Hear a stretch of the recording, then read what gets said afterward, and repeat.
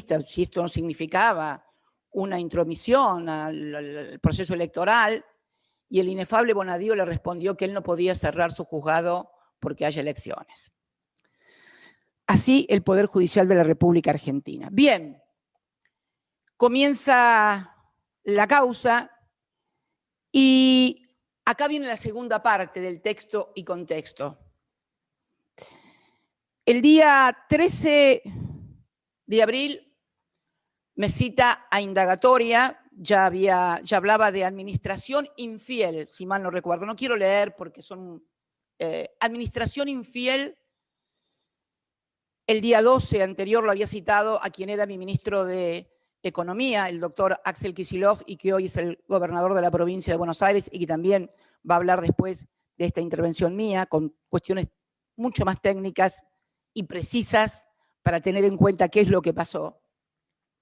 Y comienza a desarrollarse una suerte de cuestiones que uno va enterándose con el correr de los días, mientras la procesan, mientras la citan, y resulta ser que no había ningún amigo del gobierno en los contratos, no del gobierno saliente por lo menos, no del gobierno saliente, no había ningún amigo de mi gobierno entre los que habían comprado y contratado dólar futuro. No, no, no.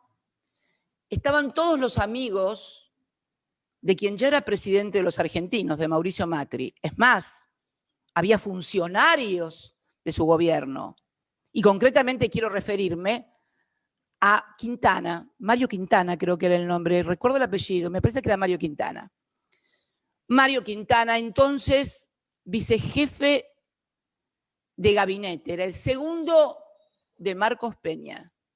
Él sí había contratado dólares a futuro. Y no solamente los había contratado sabiendo que iban a devaluar, como se comprobó después que devaluaron, sino que además participó un domingo, 13 de diciembre, si mal no recuerdo en mi memoria, domingo 13 de diciembre del 2015, un domingo sé que era, porque esto fue lo que nos llamó la atención cuando nos enteramos, qué funcionarios tan bárbaros que van a trabajar hasta los domingos, reunidos en la Casa de Gobierno con el titular del ROFEX, que es el mercado de Rosario, que interviene precisamente junto al MAE en ese momento en el mercado cambiario y que es el que toma los contratos de dólar a futuro, que los formula, arreglando la tasa de interés que le iban a pagar a esos contratos de dólar futuro.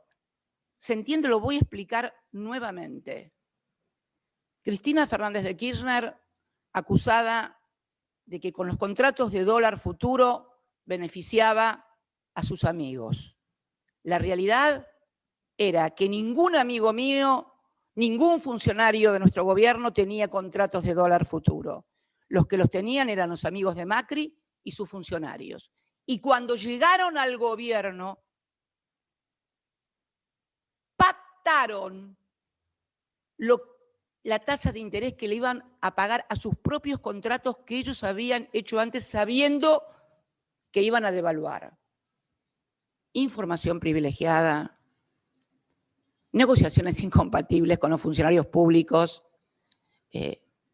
bueno, no sé cuántos tipos penales podrían caberle a Mario Quintana y a los funcionarios que intervinieron en esto. Sin embargo, nada de eso ocurrió. Es más, creo, por mí, corríjame, doctor Veraldi, si no es así, creo que Bonadío lo sobresee a Mario Quintana, que no había estado nunca, creo que hasta lo sobresee. Lo cierto es que llegaron al gobierno, devaluaron, ellos dijeron que no iban a devaluar, está todo escrito y está todo documentado, devaluaron, usufructuaron la devaluación en los contratos de dólar futuro que ellos habían realizado, y los que estamos sentados acá y acusados somos nosotros, que somos los que desendeudamos al país, que somos los que le pagamos la deuda al Fondo Monetario Internacional, en fin, pero no todo termina acá. Esto estoy hablando del año 2016. y estamos en el año 2021. Recién en el año 20, recién 4 años después, se hace una pericia hecha por los peritos contables de la Suprema Corte de Justicia y se determina 4 años después, lo que se tendría que haber determinado al 10 de diciembre del 2015, que nunca hubo un perjuicio, que al contrario, que el balance del Banco Central fue positivo, que con nosotros el Banco Central acrecentó sus ganancias. Mire, podría decirle que la denuncia de que se manejaba desde el Central esto era hasta técnicamente incorrecta, porque cualquier persona más o menos entendida en el mercado cambiario sabe que la pantalla del Central es una pantalla ciega. Nadie sabe quién son los que hacen los contratos de dólar futuro. Nadie podía saberlo. Sin embargo, se dijo que eran amigos del poder de nosotros, que por lo que veo es un poder bastante exiguo y bastante berreta por ser así, ¿no? Porque si somos tan poderosos, las cosas que nos han hecho y que nos han pasado, realmente terminemos con esto. El poder es un poder permanente en la Argentina, un poder económico permanente, donde primero fueron las Fuerzas Armadas y después fue el Poder Judicial, ustedes, los que siguen velando por sus intereses. En definitiva, hoy está comprobado que no hubo perjuicio, que hubo ganancias en el balance del Banco Central. Banco Central en el que tampoco ni Axel Kicillof como ministro ni yo como presidenta tenemos ningún tipo de injerencia, por una razón de estatuto del Banco Central. El Banco Central no puede recibir órdenes de absolutamente nadie. Y además, esta teoría,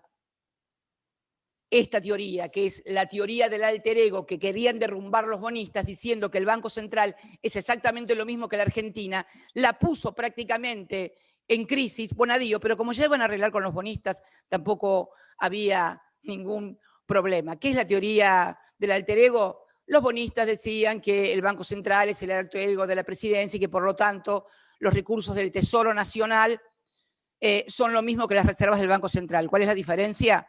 Que con las reservas del Banco Central ellos no las pueden embargar y con los fondos del Tesoro sí. Por eso es tan importante seguir diferenciando la personalidad totalmente separada del Banco Central de quien ejerce la primera magistratura del Poder Ejecutivo y de cualquier otro poder en la Argentina. Todo esto se lo pasaron Dios sabe por dónde. Nada fue aplicado. Todos los códigos fueron violados, todas las normas fueron violadas, toda la razón fue violada y seguimos hoy, 5 años después, sentados acá en el sillón de los acusados. ¿Y qué pasó en el mientras tanto en el país?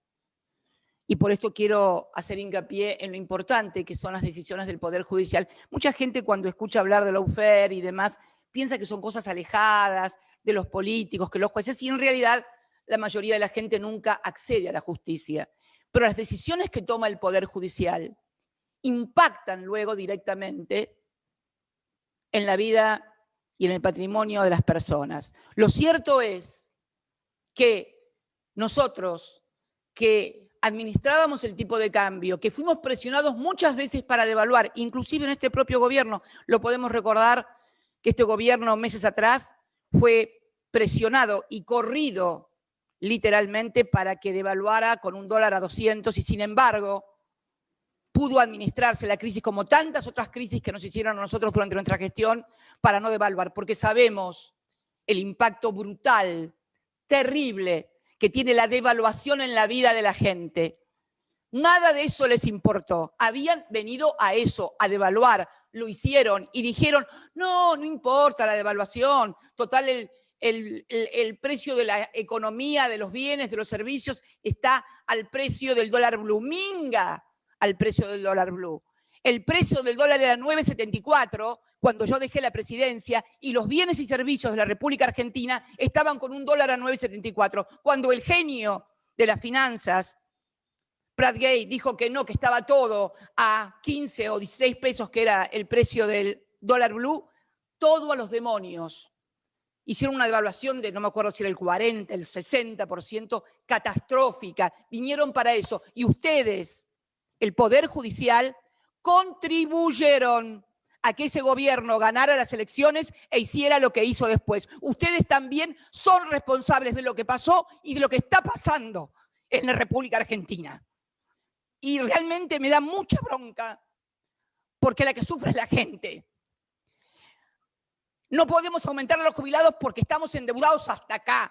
A mí me sentaron acá diciendo que yo le había causado un perjuicio al Estado por 55.000 millones de pesos.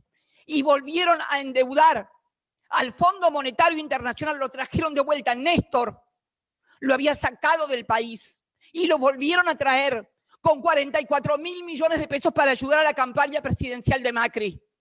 Y ni así pudieron. Hoy los argentinos debemos 44.000 millones de dólares más y ustedes también son responsables. No miren para otro lado, porque ustedes causan también, junto a los medios de comunicación, climas en la República Argentina que finalmente impactan en los agentes económicos y en la economía. Y así estamos. Y no es la primera vez que nos pasa. Nos pasó con el megacanje. Néstor es un hijo de la crisis del 2003. Jamás hubiera llegado a presidente si no hubiera pasado lo que pasó en el 2001. ¿Y quién estaba también en ese 2001? Sturzenegger, el que era presidente del Banco Central, el que nombraron presidente del Banco Central, el devaluador que hoy da clases en la Universidad de Columbia. Y claro que va a seguir dando clases en la Universidad de Columbia. Lo sobreseyeron en anteriores causas que tuvo cuando fue partícipe también de lo que pasó con el megacanje, aquella mega devaluación que casi nos puso el país patas para arriba. Y ustedes, usted, doctor Petrone, y usted, doctor Barretaveña, nos negaron el recurso cuando nuevamente en esta causa de dólar futuro, a raíz de las denuncias que habíamos hecho en otras dos causas, lo sobreseen. Acá tengo el sobreseimiento de Bonadío, que también lo habíamos acusado por todo lo que había hecho. Bueno, la Corte todavía tiene el recurso, está terminado, obviamente, por la muerte del juez. Pero acá tengo todavía el tema de Sturzenegger, Federico Adolfo. Nosotros presentamos un recurso extraordinario federal en otra causa, pero que está también en esta sala, en su sala. Y nosotros presentamos un recurso apelando el sobreseimiento de Sturzenegger, que ya lo habían sobreseído en el 2001, y lo volvieron a sobreseer, y seguramente va a venir por alguna tercera vez y volverá a hacer lo mismo. Esto fue tramitado en el juicio, en el juzgado del entonces doctor Torres. Torres lo sobreseyó.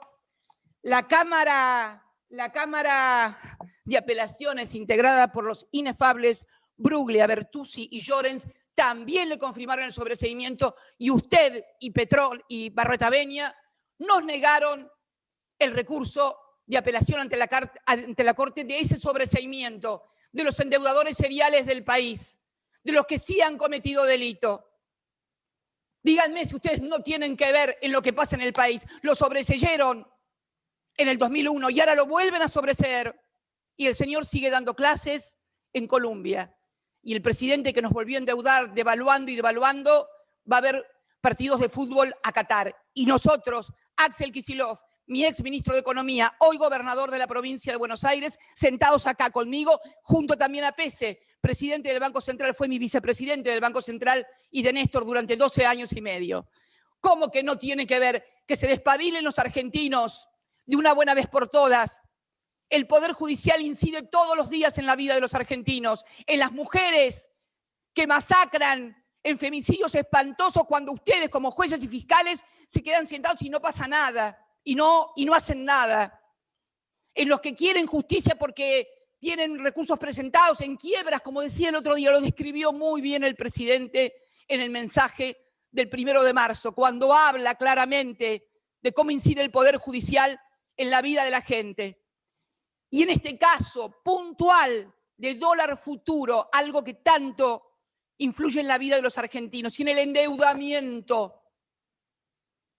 Permítame decirle que ahora escucho cosas que no escuché en aquel entonces. Ahora escucho a varios periodistas decir, bueno, no, esto es la verdad que dólar futuro La verdad que dólar futuro no es una cuestión judiciable, es una cuestión de políticas de Estado. Ahora dicen que no se pueden enjuiciar políticas de Estado.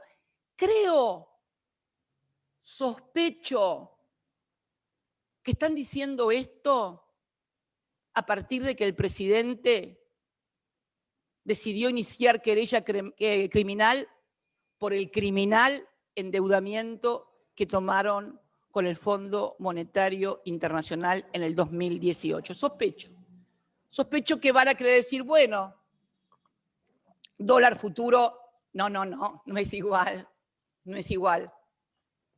Acá, en esta causa, no hubo ningún perjuicio económico. Acá, los contratos de dólar futuro que se instrumentaron durante la gestión nuestra hasta el 2015 eran de acuerdo a las normas que establece este contrato. Lo que hizo Mauricio Macri con el préstamo al Fondo Monetario Internacional hasta violaron el estatuto del fondo.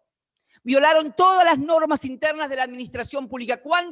Y además afectaron los 44.000 millones de dólares no a estabilizar la economía. Al contrario, cuanto menos malversación de caudales públicos, cuanto menos incumplimiento de los deberes de funcionario público, cuanto menos, no soy leguleya, no quiero convertirme en quien juzgue, pero esto es lo que está pasando. Yo sentada acá, acusada en una causa de dólar futuro que se manipuló y se armó al calor del proceso electoral, y luego de 5 años van a ser que estamos con esta causa. Hay una pericia contable hecha por los peritos de su corte, Petrone, que dice que no hubo perjuicio, que el balance es positivo, y yo sigo sentada acá. Y el otro en Colombia dando clases, y el otro mirando partidos de fútbol en Qatar. Y usted quiere convencerme a mí, a los argentinos, que hay justicia en este país y que hay un poder judicial en serio. Por favor. Mire, creo que cuando me sigan en el uso de la palabra, el gobernador Kicillof y el presidente del Banco Central, el licenciado Pese, van a explicar todas las cuestiones técnicas. Pero yo quería decir esto. Y además quiero decirle algo para finalizar. El contexto en el que estamos hoy. Estamos en un contexto, así como estábamos en un proceso electoral de contexto, hoy estamos en un contexto también muy particular.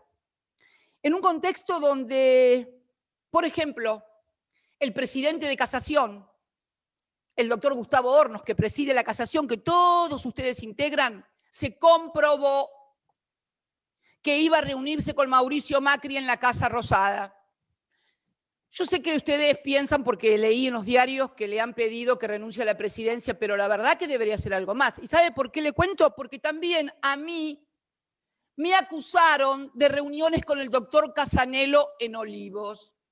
Debe estar enterado, porque todos los medios de comunicación de este país decían: Cristina se reunió con Sebastián Casanelo en Olivos. Es más, hubo testigos que afirmaron el día y la hora que lo hicimos, hoy procesados por falso testimonio. La verdad que la primera vez que vi a Casanelo fue cuando me citó a indagatoria, obligado por el doctor Martín Irursun, el autor de la doctrina de, ¿cómo era?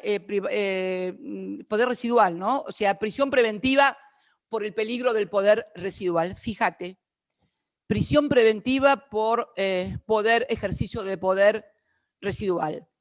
A mi secretario, que lo estoy viendo acá, entonces mi secretario, el doctor Mariano Cabral, hoy prosecretario administrativo de este cuerpo, el doctor Martín Irursun en persona lo citó como testigo a la Cámara Federal en Comodoro Pi para que dijera si Casanelo había ido a Olivos. Obviamente no había ido a Olivos, nunca lo fue. Ahora bien, se comprobó que todo eso era mentira. Pero está claro que si se hubiera comprobado que era cierto, era una conducta penalmente reprochable, porque si fuera solamente una cuestión de ética o de maneras, nadie cita a dar testimonio en una Cámara Federal Penal por una cuestión ética o de valores o de estilo. Es porque se presume que si alguien tiene que declarar sobre un hecho, ese hecho es penalmente reprochable. No creo que ustedes pierdan el tiempo haciendo audiencias testimoniales para condenar a alguien éticamente. Calculo que hacen audiencias testimoniales porque se trata de hechos penalmente reprochables y por lo tanto hay que investigar. Bueno, es exactamente lo mismo que hizo Hornos. ¿Qué van a hacer con Hornos? ¿Le van solamente a pedir la presidencia? Fue 5. Ahí decían que Casanelo había ido una vez a verme. Acá fue 6 a verlo a Macri.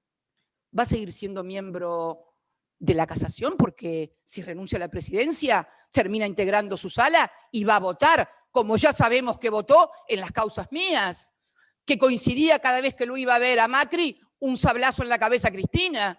Va a seguir siendo, pero mira vos, y nos quieren convencer que ustedes son imparciales y que nos juzgan imparcialmente. La verdad, doctor,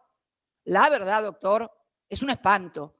Pero seguía con esto de el tema de la importancia del Poder Judicial en la gente, ¿no? Y el contexto. Estamos con este contexto. O con lo que pasó ayer, ¿no? Ayer fue, creo. ¿Cuándo fue lo de Stornelli?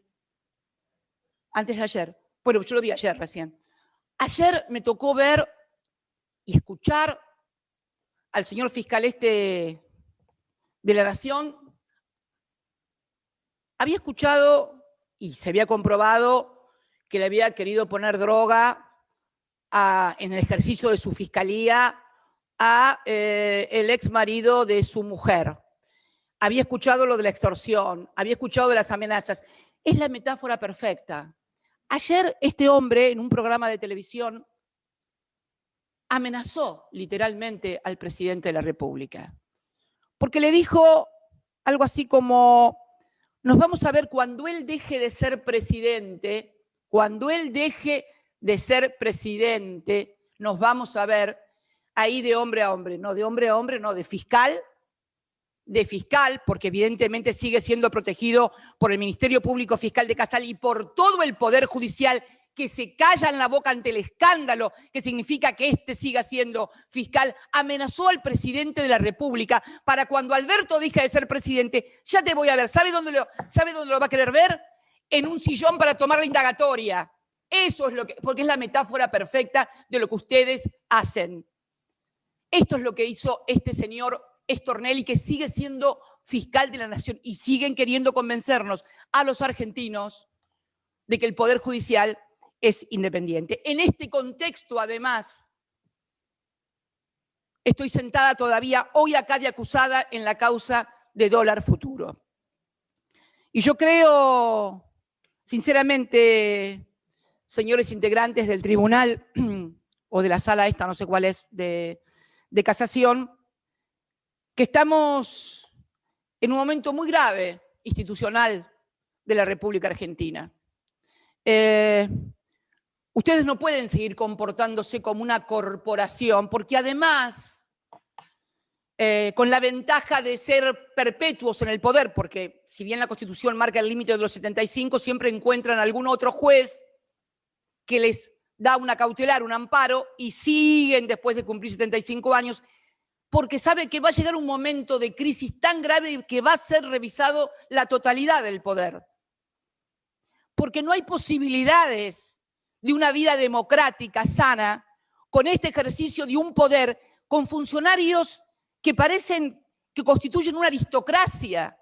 Nosotros, los políticos, las políticas, cada 2 años vamos a elecciones.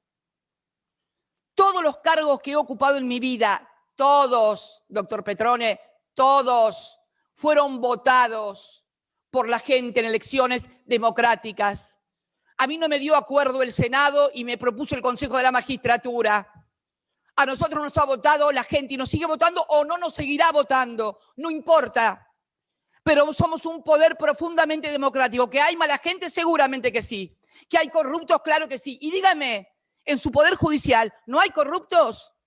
¿Todos pueden dar cuenta de cómo viven, de qué viven y dónde viven? ¿Todos y todas? No sé, pero claro, ¿cómo lo voy a saber? Si los que tendrían que investigarlos ustedes... Nadie se investiga a sí mismo. Nadie se investiga a sí mismo. Nadie. Con lo cual no voy a poder saber nunca si hay algún enriquecimiento ilícito en algún juez porque recibe dádivas, porque lo investiga otro juez. Este es el sistema que está podrido y perverso y que es necesario que todos pongamos el esfuerzo para corregirlo, para transformarlo. Porque no se puede seguir con un país donde nos vienen a endeudar cada 20 años o cada 10 años viene uno, nos endeuda y después lo sobreseen y vuelve a hacer lo mismo. Esto es lo que está pasando y en esto tienen responsabilidad ustedes. Yo seguramente después de mí va a hacer uso de la palabra Axel Kicillof y Miguel Pese, que van a dar seguramente mejores especificaciones técnicas de las que puedo dar yo, porque además ese es su métier, ha sido su profesión durante años y lo han hecho muy bien. También, y permítame una digresión, que Axel Kicillof, que fue mi último ministro de Economía, hoy es gobernador de la provincia. No hay otro caso de que alguien que haya tenido el nivel de exposición y que haya sido ministro de Economía haya llegado a un cargo electivo de la importancia de ser gobernador de la provincia de Buenos Aires, donde se congrega el 40% de la población.